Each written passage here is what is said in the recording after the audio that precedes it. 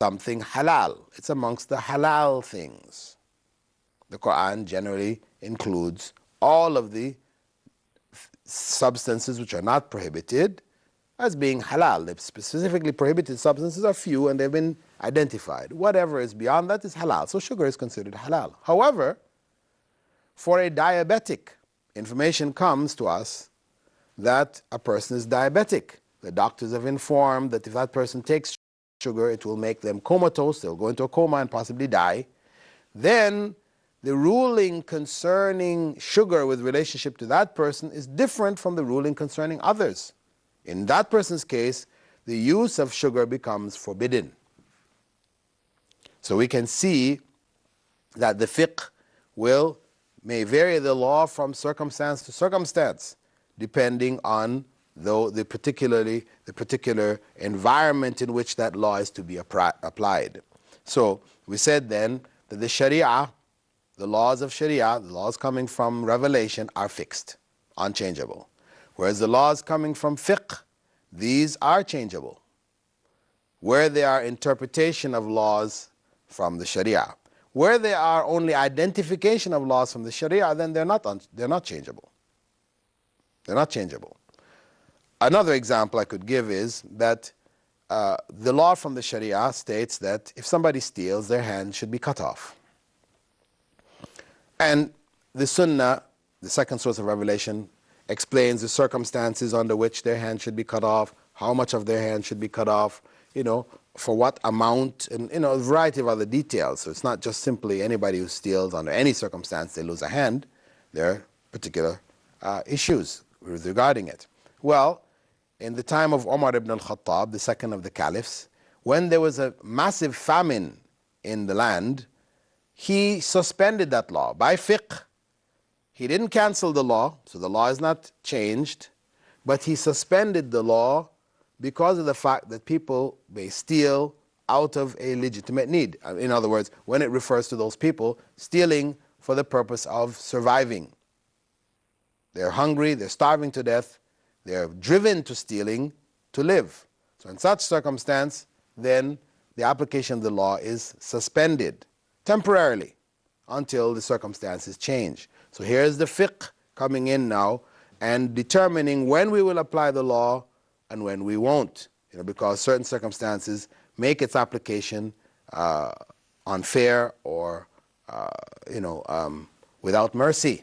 So the temperament of that circumstance by the mercy and understanding the need allows by fiqh that the law be suspended, not cancelled, but suspended temporarily.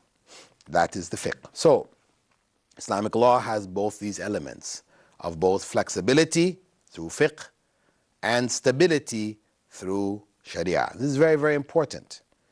And this clarifies for us also the issue that people often raise, that how could we possibly, as Muslims, think it acceptable to try to apply laws, the Islam, the Sharia, in these times, the 21st century, when these laws were revealed 1,400 years ago. They look at this as being incredulous. How? Because in looking at their own systems, if they go back 100 years, 200 years, 300 years to the laws which were written then, many of these laws are totally irrelevant today. They go against basic understandings that we have in law and justice and brotherhood, etc. today. So if it is that in such a short space of time, for example, you have in the American Constitution, which was written in 1776, Article 1, Section 2, known as the 3/5 Compromise, that a black man was to be considered 3/5 of a white man. This is less than 300 years ago. That was the law in America. That is in the American Constitution. It remains there till today. It's been amended in practice, but in the original document, there it is. So this is something totally rejected as being racist and everything else today if somebody were to try to apply that. So if one, recognizes in one's own legal system, such anomalies, some such contradictions and errors that would make it inapplicable today, though they still use parts of it today. Parts of it, the good chunks of it were still good, but there are elements of it which are totally irrelevant, totally in error. So in looking at their own systems, then they feel that, well, the Islamic system must be the same, because they're looking at the Sharia as being something invented or articulated by Muhammad ﷺ from himself, whereas they have missed the mark, they've missed the boat. It is not from Muhammad ﷺ, it was from God. And this is why the fundamental laws of Islam, the Sharia, remain unchangeable until the last day of this world. They are fixed, because they address aspects of human beings and human society which do not change. Whether we go back 10,000 years or we go ahead 10,000 years, these aspects do not change. And that is what the Sharia addresses. And that is why there is no need for change in it.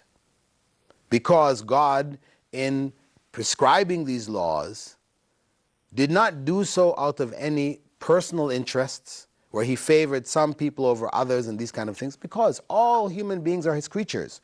So the laws which came are general laws which govern all aspects of society without favoring some over others, but laws applicable and suitable for each and every circumstance. Where at the same time, the Sharia, because of course times are changing, we have added to that the fiqh, the interpretation and application of the laws under different circumstances, so that flexibility remains where laws may be changed in time based on new information, new circumstances, etc.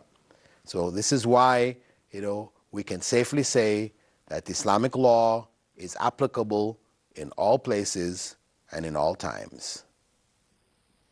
And we don't have to feel that it is outdated or outmoded. It's not. It is and was revealed and taught for all times. The third difference between the Sharia and Fiqh is that, for the most part, the laws of Sharia are specific. They are general. They address general principles. Those of the Sunnah being more specific than those of the Quran. The Quran may mention something concerning, for example, we said salah before, prayer. The Sunnah gives the details of how the prayer is to be applied, right? But this is still general information. The fiqh now goes to tell us the various circumstances which may change when to apply it. What changes may be necessary. Because, for example, flying on an airplane didn't exist in the time of the Prophet, may God's peace and blessing be upon him. So you'll not find in the Sharia specific laws concerning prayer in airplanes. Not in the Quran, or not explained in the Sunnah either. So now it is the scholars using the fiqh, the understanding, who now extract from the sources principles which may now be used to include flying in an airplane or flying in the space shuttle around the earth. Because, for example, Amir Sultan, from Saudi Arabia, who was the first Muslim in space, spent some 7 days up there, and as he reported, he prayed his 5 times daily prayer. How in the world did he do that? How did he make wudu? When the water is not available, all these different issues that were concerning that prayer in outer space. He sat with scholars before he traveled, and they gave him the fiqh. Scholars in Saudi Arabia gave him the fiqh of how to practice his religion while being in the space shuttle circling the earth. So the general principles which are found then in the Quran and the Sunnah, the two sources of revelation which we refer to now as the Sharia, these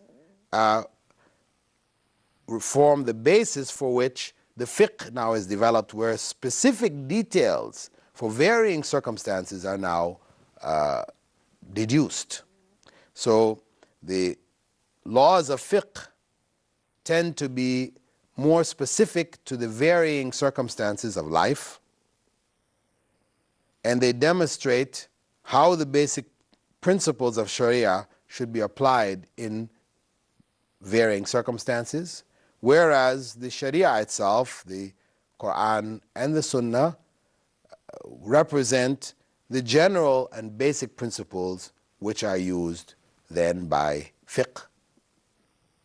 So the basic difference, as we said, between the fiqh and Sharia is, as a quick review, one, that the Sharia represent the revealed body of laws, the Quran and the Sunnah, whereas fiqh represents the deduction of laws from those two sources. Secondly, the Sharia is fixed, unchangeable, whereas fiqh is modifiable, changeable, depending on different circumstances. Thirdly, the Sharia tends to be general in laying down the basic principles, whereas fiqh tends to be more specific in identifying the detailed principles for application in varied circumstances. With that, dear viewers, we'd like to thank you for being with us in this segment of our program, Studies in Islam. We've covered in our introduction here the sources of Islamic law, fiqh and Sharia, looking at basically the differences between the two, what they mean, what they refer to, and what the differences are. In our coming programs of fiqh, we'll be looking then at the sources of Islamic law themselves. With that, dear viewers, I'd like to thank you for being with us and bid you farewell. Assalamu alaikum wa rahmatullahi wa barakatuh.